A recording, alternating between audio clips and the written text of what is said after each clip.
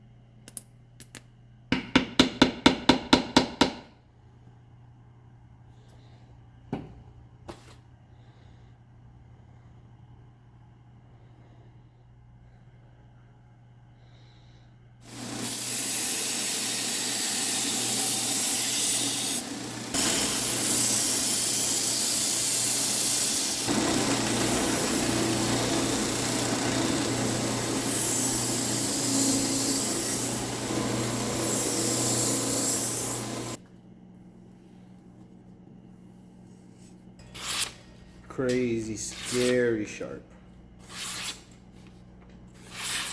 We are done with this build.